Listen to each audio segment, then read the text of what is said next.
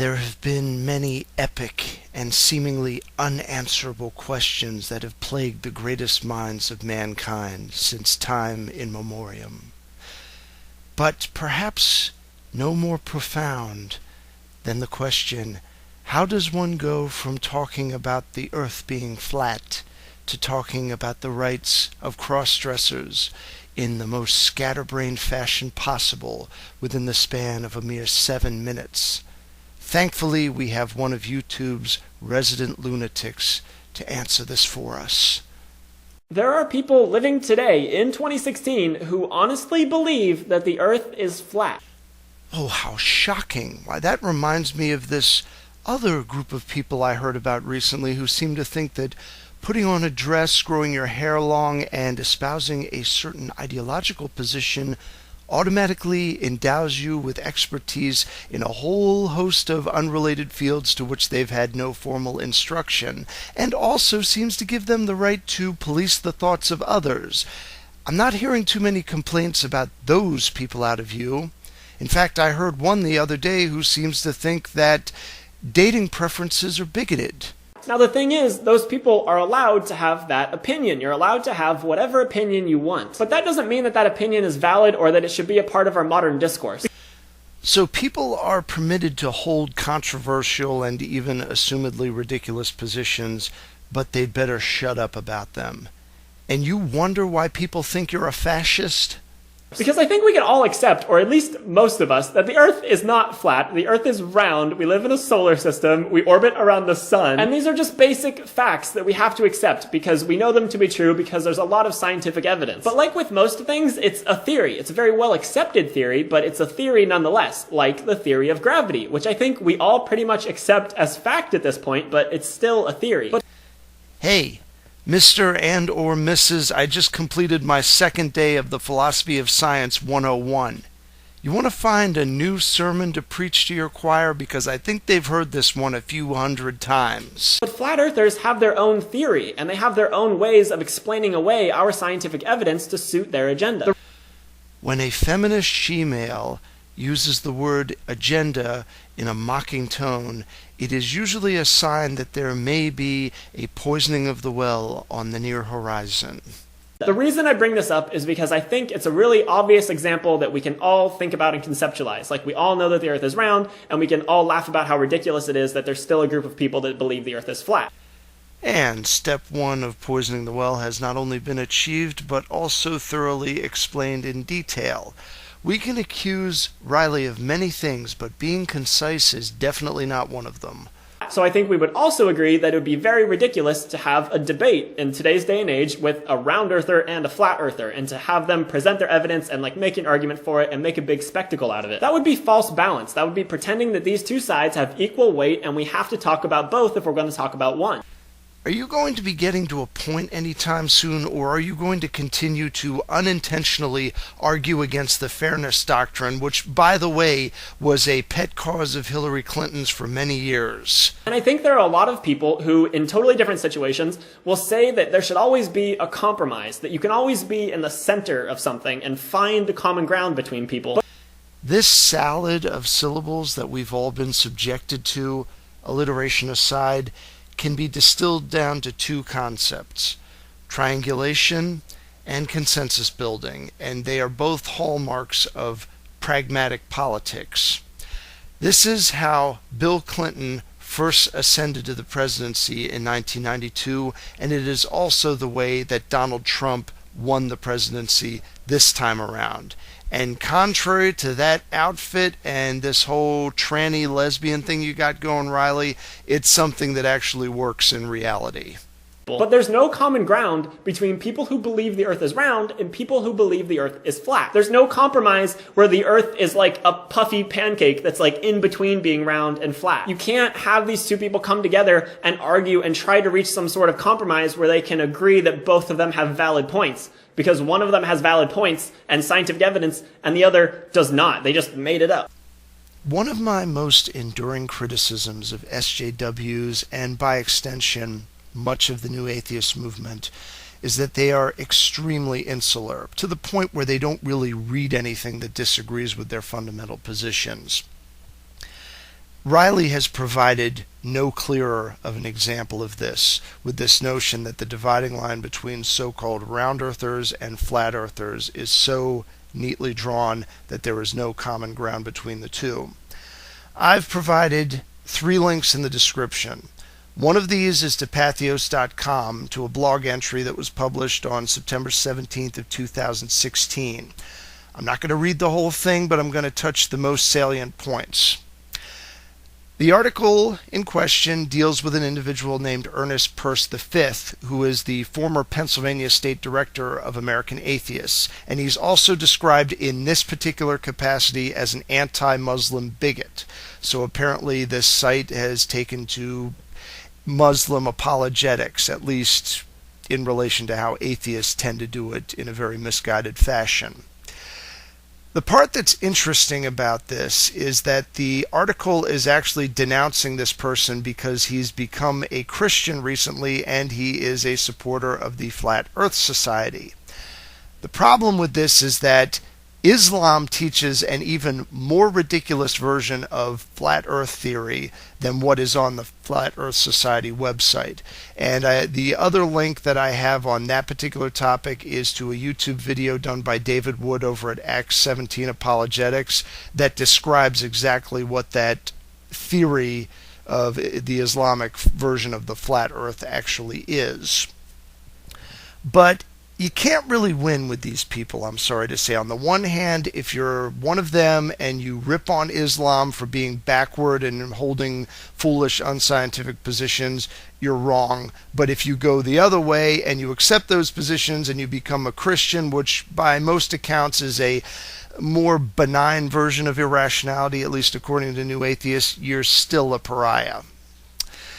And the other link that I've provided is to a Christian scientist who also happens to be a creationist. Now, naturally, that's a dog whistle for certain people, but he has frequented the website that the Flat Earth Society has, and he made a couple of interesting observations. Chief among them, that there are no professing creationists on the forum of the Flat Earth Society website, and that the director of the website, the actual official head of the Flat Earth Society, his last name is Shenton, I think. Yeah, it's on the website that I've linked to. But anyway, he is a supporter of anthropogenic global climate change theory, which Riley also subscribes to. He believes in Darwinian evolution, and he is not a Christian. So we have a flat earther that agrees with a lot of the stuff that Riley just said earlier. Just thought I'd point that out to all of you. So if someone says that climate change is not happening and humans are definitely not causing it, they don't have a valid opinion. They're just wrong. There's no compromise between it is and isn't happening. It's happening, and we have to do something about it. And it's a very damaging opinion to just deny facts and deny that climate change is real. Okay. I'm just going to put aside for a second here the fact that the Climategate scandal basically rendered all of this stuff that Riley's rambling about as complete rubbish, and also exposed a significant chunk of the scientific community to actually be dishonest liars. And I'm also going to put aside the fact that most of the doomsday predictions that have been made by environmentalists and climate change alarmists since the 1970s have been about as reliable as Harold Camping's eschatological predictions. What exactly do you propose that we do about this, Riley? Let's assume that global climate change is actually something that's being caused by human activity. Do you propose that we drastically alter the world economy to the point that most of the third world is relegated to the status of mass starvation? Are you suggesting that maybe we throw a shit ton of money at a bunch of ham-fisted experimental alternative energy boondoggles like the one that happened with Solyndra about 5 or 6 years ago? Because if those are your proposed solutions, I really think you need to fuck off. Because, frankly speaking, I would rather roll the dice on the notion that the sea levels might rise a couple of inches and that a few polar bears might die, even though the ice in the Arctic tundra is actually expanding. And I would rather roll the dice on the idea of occasionally having some changes in weather patterns over the idea that we need to allow millions upon millions of people in the developing world to die. Sorry, that's my take on it. There's also vaccinations. Like, vaccinations are a very good thing that do not cause autism and that help people stay healthy. Anti-vaxxers do not get a say here because they are wrong. They make claims that are based on false evidence. There's no like, oh, maybe we should kind of look into vaccines. No, they're just wrong. They do not cause autism. There are not problems with them. They make us healthier. They save a lot of people. Vaccines are good. End of story. Oh man, Riley's face just fell into the retard cake on this one. To begin with, there is actually a very common middle position on this particular issue, and that is people that generally support the use of vaccines but subscribe to a more gradualist schedule than the one that's currently endorsed by the CDC. I tend to fall into that position, but a couple of things that I will say right now.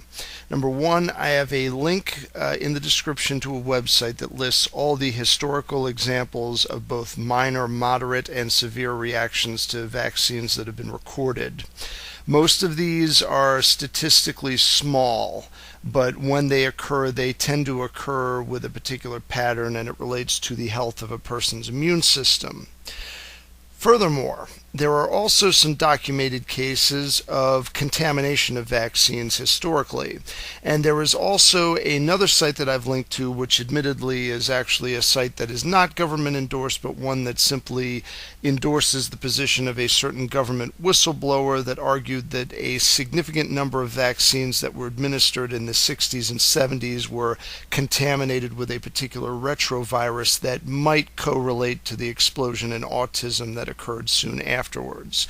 I'm not fully sold on the notion that a vaccination could cause autism, even if it had a peculiar type of retrovirus contaminant in it, or some kind of bacterial infection that would inhibit brain development.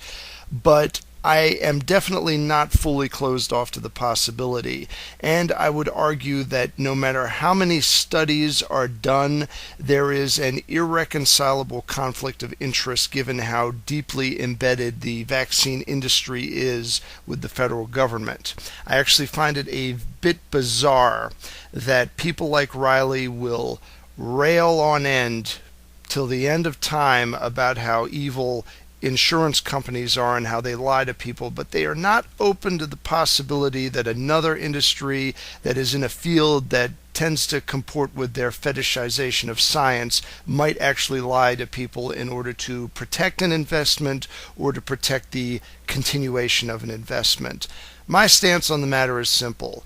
Vaccines are generally good, but like with anything else, there is a scenario where I could see them being harmful depending on how they're used. It's the old use versus abuse or misuse distinction, and it's one that requires nuance, which is a mode of thought that Riley does not have in his being. And of course, there are always going to be topics where both sides have good points and where we do need to find compromise.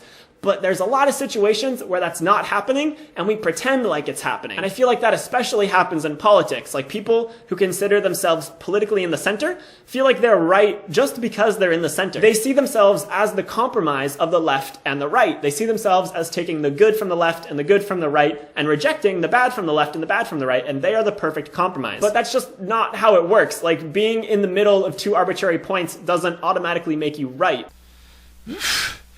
That's got to be one of the most jolting pivots from one subject to another that I've ever seen in a video. There are times where I think that Riley is actually a Poe, because his mannerisms and his means of communicating are an exaggeration of the way a lot of men interpret the way women talk, like constantly yammering on and on without saying anything. Nevertheless, on the topic of moderates in politics, oftentimes you will get a fair number of different variants on centrism between the so-called political left and right.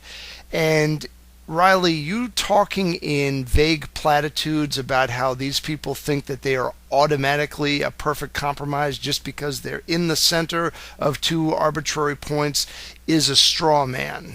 There is literally no way whatsoever to argue against that because there's nothing material to address.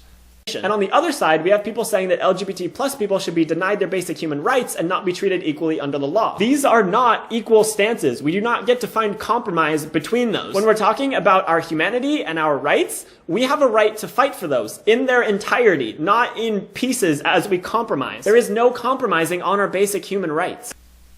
This is where Riley's incoherent rant actually starts to come into focus a bit, and we see what it is he actually wants to talk about. All of the qualifications that preface this thing, the straw man arguments, the bromides, they've all been a means of muddying up the water so that when we get to this particular issue, we're so dumbfounded that we don't have a response for it.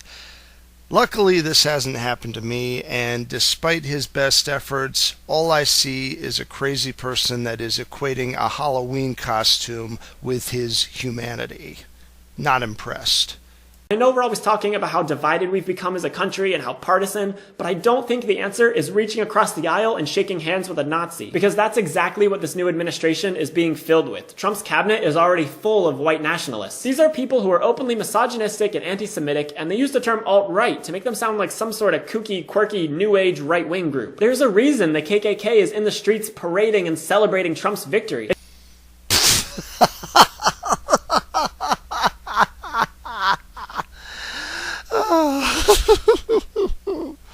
Riley, please keep saying shit like this and tell all of your goofy SJW and progressive friends to do the same.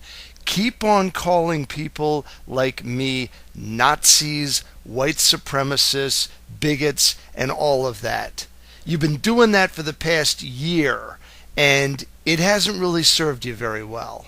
And just to entertain the accusation here a little bit, can you name one person in Trump's cabinet who has actually expressed either white nationalist or anti-Semitic viewpoints?